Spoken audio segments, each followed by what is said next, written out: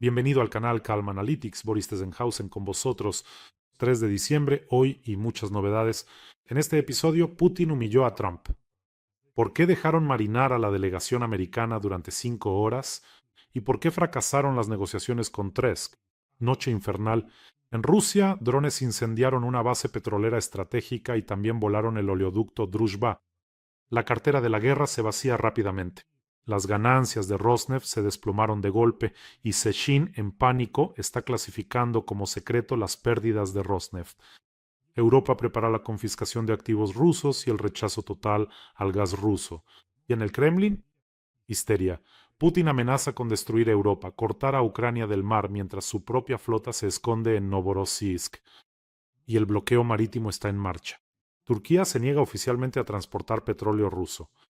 Tras los ataques a los petroleros y sobre la nueva guerra de Trump, Mtuú prepara ataques con misiles contra Colombia. Bueno, y el presidente de Colombia, Ger, amenaza con despertar al Jaguar. Habrá muchas noticias, el episodio será muy intenso. Si es la primera vez que estás en este canal, asegúrate de suscribirte. Bienvenido para que no te pierdas los próximos episodios. Así que empecemos con una gran vergüenza para un gran país. Vitkov y Kushner esperaron 2 horas y media en el Kremlin a Putin. Creo que ya has oído hablar de esto. Putin, en vez de llegar a las 5 en punto, llegó casi 3 horas tarde. Primero fue a pronunciar discursos belicosos en el foro Rusia Llama, y allí la delegación estadounidense que espere. Y fue, ya sabes, simplemente repugnante. Es tan humillante, siendo el país más poderoso del mundo, se deja humillar simplemente por algún don nadie del Kremlin. Por cierto, Putin cree que su truco es que si hace esperar a alguien, entonces domina sobre esa persona. En realidad eso nunca es dominación, es simplemente ignorancia elemental. Él hacía esperar a la reina Isabel, hacía esperar al Papa de Roma y en general hacía esperar a muchos. Alguien le explicó a este medio hombrecito que si se comporta como un patán, llegando tarde a las reuniones, entonces alguien lo respetará por eso. En psicología, esto se llama cronofagia, el devorar el tiempo, es decir, esto es una herramienta de dominación. Putin, como una persona con complejo de inferioridad, este pequeño chequista que se cree emperador, su lógica es simple. El que espera es el más débil. El que hace esperar es el dueño de la situación. Ya he contado en varias ocasiones que, en sus memorias, su exesposa relataba cómo él la hacía esperar. En el frío, a veces más de 1 hora, cuando ella ya lloraba, y él, satisfecho, aparecía desde la esquina. Él estaba allí desde el principio, observando, mirando cómo ella sufría. Bueno, un psicópata clásico, en realidad. En fin, él también hace esperar a los invitados después de un vuelo para que se agoten, se cansen, empiecen a ponerse nerviosos, se sientan de alguna manera dependientes para que finalmente se alegren y digan, por fin, gracias a Dios, vamos a hablar. Y luego, 5 horas más de negociaciones, 5 horas. En teoría, Putin piensa que un oponente así, previamente marinado, ya estará dispuesto a aceptar condiciones más suaves. En general es ese tipo de truco. Intentó hacer lo mismo con Erdogan en 2020, pero con Erdogan no fueron 2 horas y media. Lo hizo esperar 2 minutos, pero frente a las cámaras. Erdogan lo recordó. Y en 2022 se vengó de Putin, dejándolo esperar frente a las cámaras. ¿Recuerdan cuando, creo que fue en Teherán, cuando Putin se mordía las uñas sin saber qué hacer sin silla? Estaba dando vueltas sobre los tacones, cambiando de pie, haciendo algo con esos tacones de 5 centímetros. En fin, la delegación estadounidense, después de esperar 15 minutos, simplemente tuvo que irse al hotel o a la embajada, dependiendo de dónde se alojaban. Les recuerdo, Putin llegó tarde no porque tuviera alguna reunión súper importante o una conversación con Trump, simplemente estaba dando un discurso ante sus banqueros de confianza. Eso es todo. O sea, así era como humillaba. Bueno, y el resultado era predecible. Empezaron, no sé, a las 5, discutieron algo, él entraba y salía con los de Rurik. Luego salió el asistente de Putin, Ushakov, y contó que, bueno, no se había alcanzado ningún tipo de compromiso. Por supuesto, eso era evidente para todos, por supuesto. Así que, bueno, Ushakov lo dijo así. Le preguntaron si el mundo estaba más cerca o más lejos después de estas negociaciones. Ahora, después de estas negociaciones, ¿dónde se encuentra la paz? Ushakov dijo, bueno, seguro que no más lejos. Es decir, se quedaron en el mismo lugar. Eso es todo. Y el asistente de Putin también habló sobre la cuestión territorial. Y Rubio señaló muy bien que el punto clave de la disputa en las negociaciones, es decir, por lo que ahora están discutiendo, y cito, Rubio, este espacio es de aproximadamente 30 a 50 kilómetros y el 20% de la región de Donetsk, que permanece bajo control de Ucrania. Rubio lo dejó muy claro. ¿Se imaginan? Todo esto fue por esto. ¿Alguien realmente tenía ilusiones sobre estas negociaciones? Bueno, ¿alguien dudaba de que no terminarían en nada? En programas anteriores conté que Putin ahora se ha metido en una situación de la que simplemente no puede salir de las negociaciones. Bueno, no puede, él. El precio del premio. Ese pedazo de territorio ucraniano, ese premio que él quiere llevarse en su negro pico, el precio de ese premio es varias decenas de veces menor que lo que Putin ya ha invertido, lo que ha arrojado a la trituradora de esta guerra. Por eso, detenerse ahora con el 20% del territorio de la región de Donetsk, ese Donbass al precio de toda la economía rusa, la pérdida de influencia geopolítica, la pérdida de mercados mundiales, la inminente crisis interna económica y política, es inevitable. ¿Valía la pena para Putin el 20% de la región de Donetsk a ese precio? Lo dudo mucho, lo dudo mucho.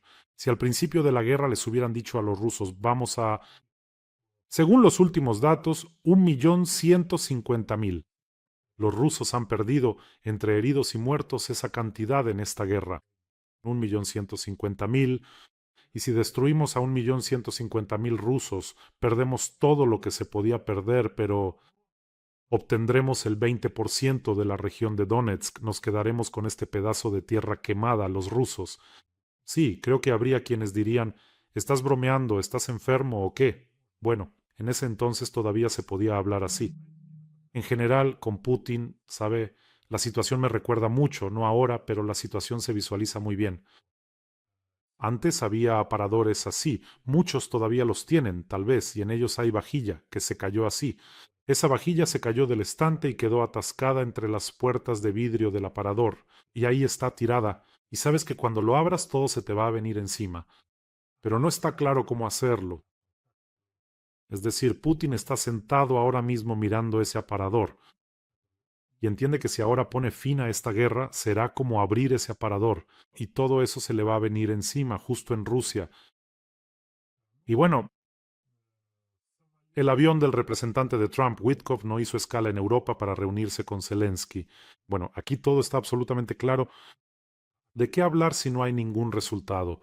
O sea, se puede hablar brevemente por teléfono. ¿Sobre qué puntos clave no está de acuerdo Putin? Ahora pasaremos a esos puntos. Eso es todo. El calvo matón no hace concesiones. Saben, hace poco me encontré con un video promocional de Azov sobre la escuela de negociaciones de Azov. Ellos hacen ese tipo de videos promocionales.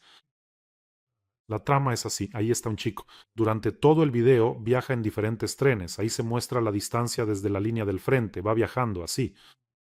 Y algunos pasajeros desconocidos que se sientan junto a él empiezan a decirle algo, que hay que negociar de una manera, que hay que hacerlo de otra, sí, que hay que ceder o no ceder. Y él viaja en silencio, ese chico. Y al final lo muestran equipado, con sus compañeros, con armas, con el emblema de Azov, en algún edificio urbano destruido donde hay combates, se levanta y dice, bueno, vamos a negociar. Y aquí está la escuela de negociaciones de Azov. En este vídeo, me parece, se muestra claramente al mundo entero que las armas y la fuerza son el único lenguaje que éste entiende. Cobarde, ¿cómo más se le puede llamar? Gopnik cobarde. Cuando recibe una buena paliza allí en el Kremlin en una cabina de baile, cuando entiende que el próximo al mausoleo se mudará muy rápidamente a otro Vladimir, entonces inmediatamente hará concesiones. Por cierto, sobre Azov tenemos nueva colección importante. Los combatientes me escribieron, las compañías de fuerzas especiales de la Brigada Chervona Colina del primer cuerpo de Azov. Se dirigieron a mí con una petición importante. Ahora necesitan adquirir un complejo robótico terrestre Muraka Mini. Es como una mini hormiga. Para logística, para velocidad de respuesta y para evacuar heridos del campo de batalla. Realmente necesitan este NRC. Y los combatientes grabaron un mensaje para ustedes, amigos, para los espectadores de este canal. Por favor, escuchen. Бійці роти спеціального призначення бригади «Червона калина» першого корпусу Національної гвардії Азов. Разом з глядачами каналу Бориса Тізенгаузена відкриваємо збір на наземний роботизований комплекс «Мураха Міні», який допоможе у виконанні бойових, логістичних та інших завдань на лінії фронту. Ми вдячні за ваші донати, поширення збору та вашу небайдужість. Слава Україні! Героям слава! En resumen, amigos, para los combatientes de la Compañía de Fuerzas Especiales del Primer Cuerpo de Azov, este equipo es muy necesario ahora mismo. Y créanme, la legendaria brigada Chervona Kalina y el Primer Cuerpo de Azov están haciendo todo lo posible para que este ejército de monstruos desaparezca para siempre de nuestra tierra. Su donación en este caso es una inversión directa tanto en salvar la vida de nuestros héroes como en la destrucción de la escoria. Por eso les pido mucho apoyen a nuestros combatientes de Azov. El enlace para donar está en la descripción de este video. Allí hay opción de Mono, de Privat y también de PayPal para quienes quieran ayudar desde el extranjero. Y a cada uno siempre le digo muchísimas gracias, de verdad no se imaginan lo que están haciendo.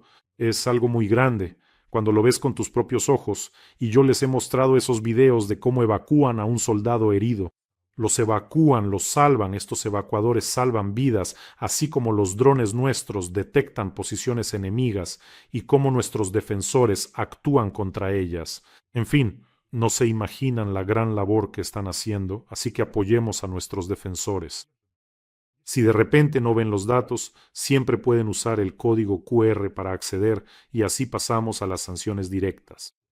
Bueno, Putin por supuesto dice que puede luchar eternamente, pero aquí los drones ucranianos, las fuerzas de operaciones especiales, las fuerzas de sistemas no tripulados, la GUR, el SBU Madiar, Petaji Madiar y otros, hacen sus propios ajustes. Todos corrigen lo que inventa esa muñeca vudú de Botox. Entonces, en la noche del 3 de diciembre, drones de ataque atacaron la base petrolera de Platonovskaya. Esto es en la región de Tambov. Los residentes locales informan que los drones volaban, se escuchaban sonidos. Luego, una poderosa explosión, un gran incendio. Después de eso se podía ver a decenas de kilómetros de distancia. ¿Y para qué se los cuento yo? Bueno, vamos a verlo. Todo como a ustedes les gusta.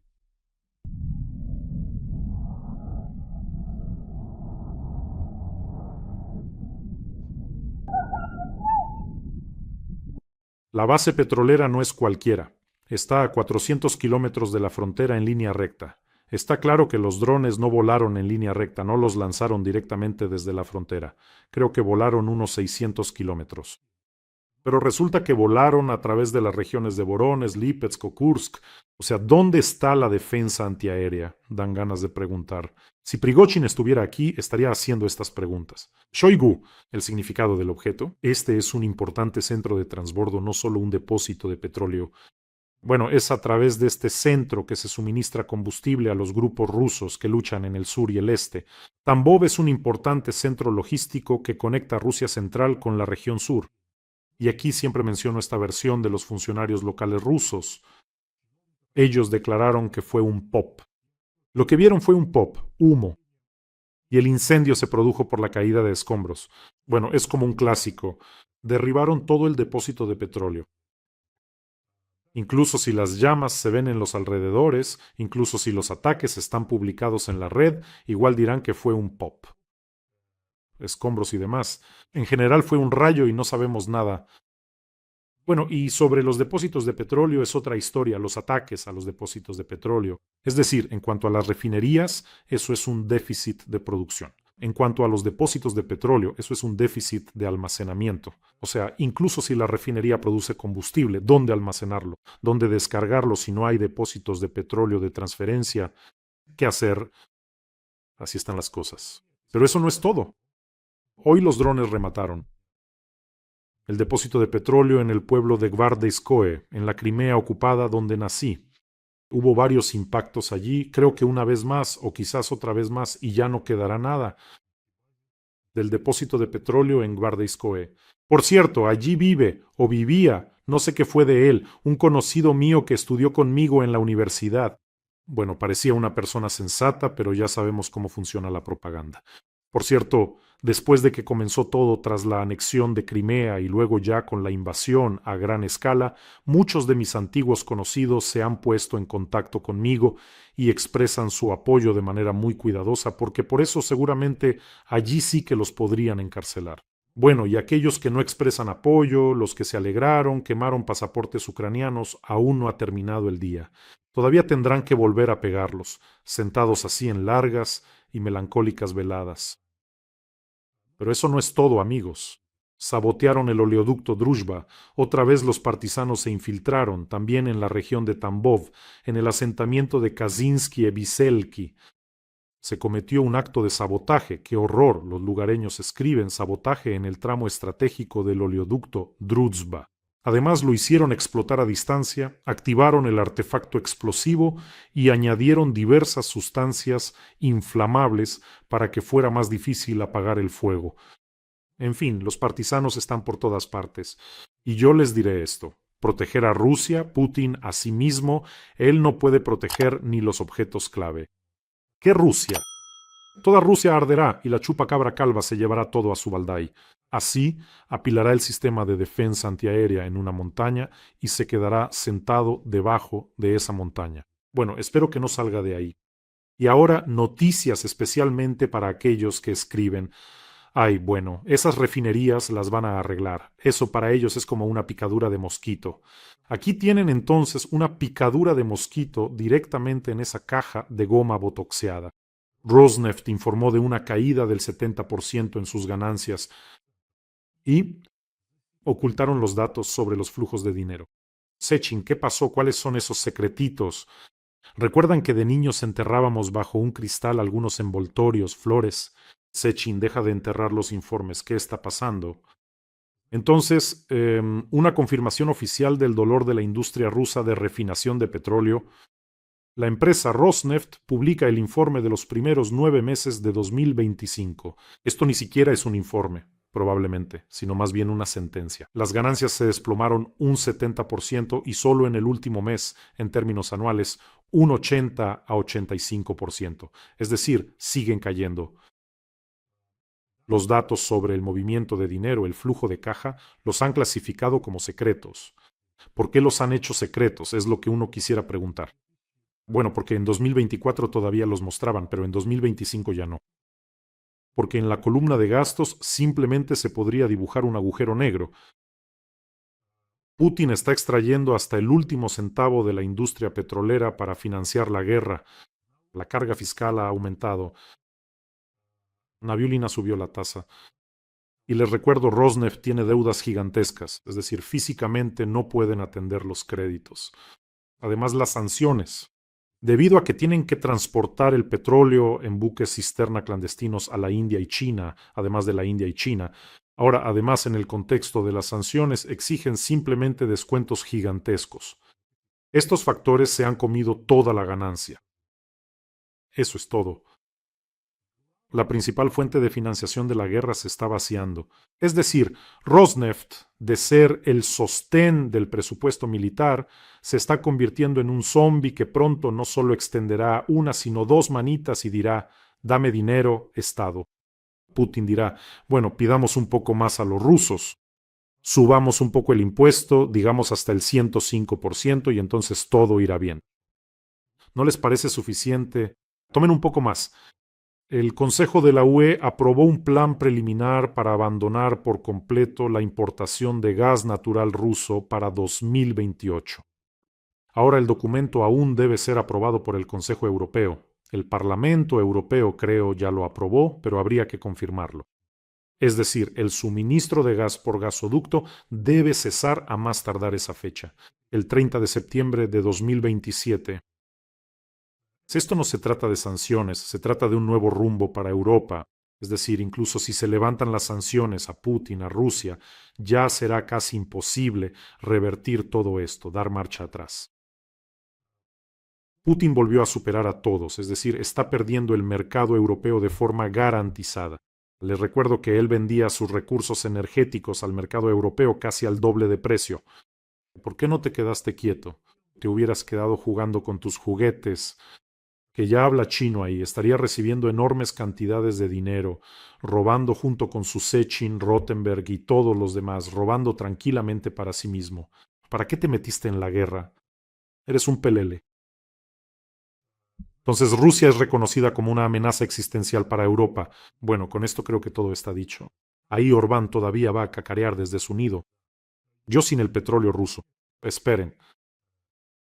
Trump se irá. Trump es como el hermano mayor de Orbán que volvió del ejército. Él siempre se escuda tras él. Trump se irá, vendrá alguien después de Trump y se acabará el comedero de Orbán. Así que, Orbán, termina de pasar tus últimos meses, probablemente porque el año que viene tiene elecciones, y ahí también puede haber un problema muy serio en este caso. Pero eso no es todo. La Comisión Europea ha enviado a los países de la UE propuestas legales para confiscar los activos de Rusia. El plan incluye la incautación de todos los 210.000 millones de activos rusos que están bloqueados en Europa, así lo informa Político. Y aquí llegamos al momento de cómo hay que presionar correctamente a esa camarilla satánica, cómo hay que acabar con esa escoria en el Kremlin. En algún lugar leí la opinión de que tan pronto como se tome la decisión de transferir los activos rusos a Ucrania, los rusos saldrán corriendo a negociar, o al menos empezarán a hacer concesiones, y harán concesiones. La lógica es muy simple. Si el mecanismo ya está funcionando, ahora también se está ejerciendo presión desde ese lado. Todo es muy sencillo. Cada semana a Ucrania se le transferirán 20.000 millones de los activos rusos congelados, hasta que Putin acepte las condiciones. Por supuesto, en Europa hay suficientes defensores de esos activos. Últimamente se han estado manifestando cada vez más. Bueno, sí, Orbán, ese es todo un caso. Es como un Robin Hood al revés. Él protege el dinero de los ricos y no se lo da a los pobres. Es decir, ha puesto a los habitantes de Hungría en uno de los últimos escalones. En la Unión Europea, por poder adquisitivo, pero por los activos de Putin, se pondrá de escudo. Así están las cosas. Por cierto, amigos, no olviden suscribirse a este canal. Aquí no solo luchamos contra la propaganda rusa, sino que también desenmascaramos las mentiras rusas. Y no solo las rusas. Y el Kremlin gasta en todo esto cientos y cientos de millones. En esto Putin no escatima. En fin, y hacemos todo para que esta vergüenza de la guerra Rusia nunca la pueda lavar, hasta que no se arrepienta. Así que suscríbanse. Y por supuesto, cuando todo te va mal, ahora hablo de Putin, ¿qué hay que hacer? Por supuesto, amenazar. Por supuesto, amenazar. Putin es como si tuviera un manual para esto. Putin amenazó a Europa con una destrucción total en caso de guerra con Rusia. Creo que ya han escuchado esta declaración. Rusia está lista. Por cierto, cuando fue antes de la reunión con Witkoff y Kushner, antes de hacerlos esperar allí 2 horas y media, salió a contar cómo va a luchar contra Europa, cómo está listo para pelear aquí y ahora. Ya estaba claro que las negociaciones no llevarían a nada. Volvió a empezar a amenazar. Es simplemente algo medio tonto, para ser honesto. Así que, si los países europeos inician una guerra, Rusia está lista para pelear ahora mismo. Puede que pronto se dé una situación en la que no tengamos con quién negociar, dijo Putin. O sea, está insinuando que vamos a golpear tan fuerte a Europa. Todos hacen eso, todos los dictadores.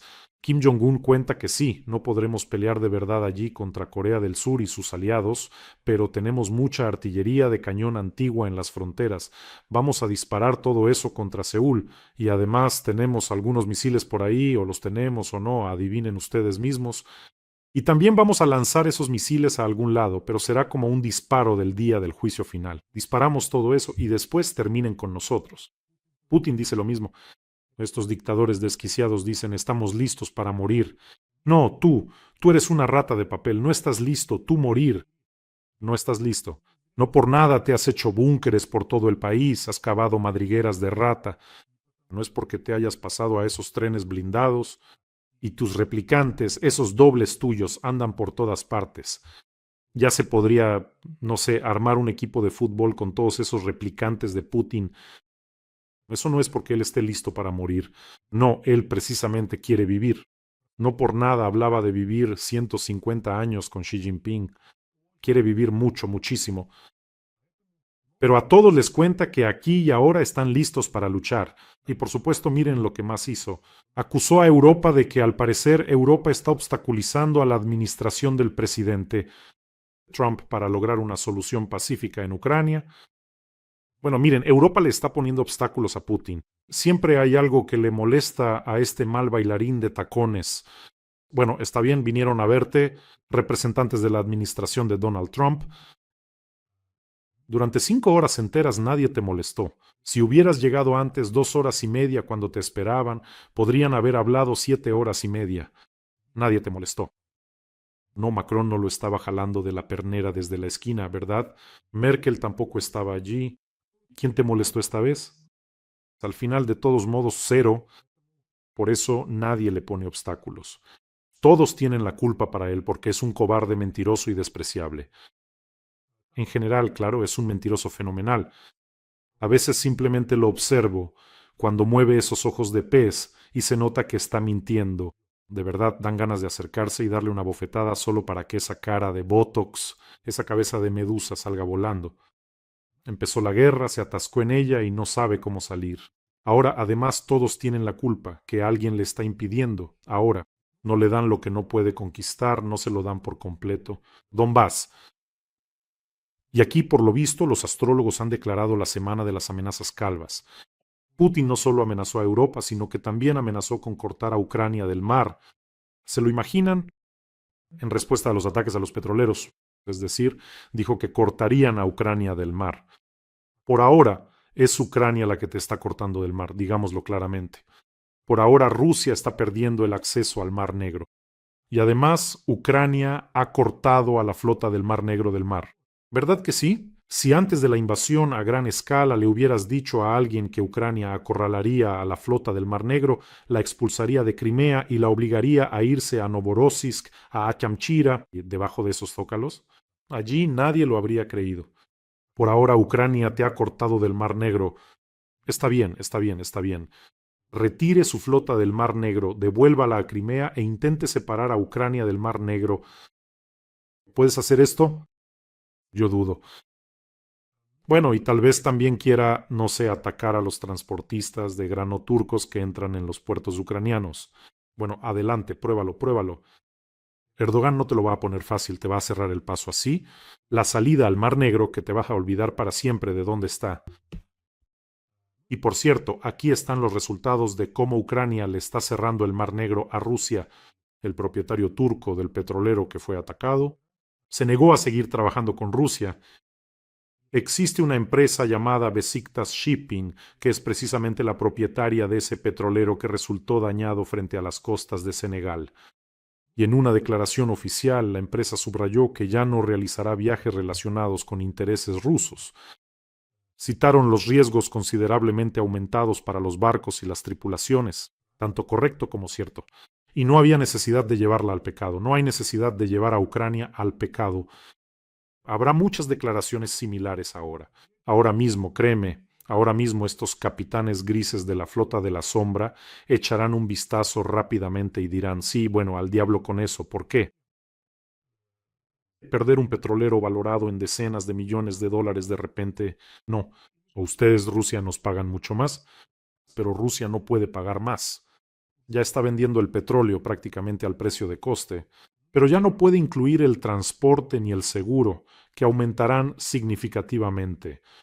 En el precio del petróleo simplemente no puede. No hay patriotas en la flota de la sombra. Recuerde que en general en Rusia no hay patriotas. Por extraño que parezca, no hay patriotas. Quizás esta frase les parezca extraña, porque si eliminan los pagos que se les dan a los diferentes sanguijuelas que van a luchar a Ucrania y simplemente dicen vamos por patriotismo. Rusos, ¿quién está dispuesto a ir a la guerra por Putin, por la patria? ¿Cuántas personas creen que irían a luchar? Nadie. Bueno, tal vez un par de locos de ciudad se presenten, como Checherina, puesta hasta arriba de sustancias, o Diushev, que a veces se ríe, a veces llora, también le pasa algo raro, y aún así llegarán, los acompañarán hasta la frontera y luego saldrán corriendo de vuelta, a hacer alguna especie de gira. En fin, los drones ucranianos pueden alcanzar cualquier rincón del Mar Negro. ¿Está comprobado?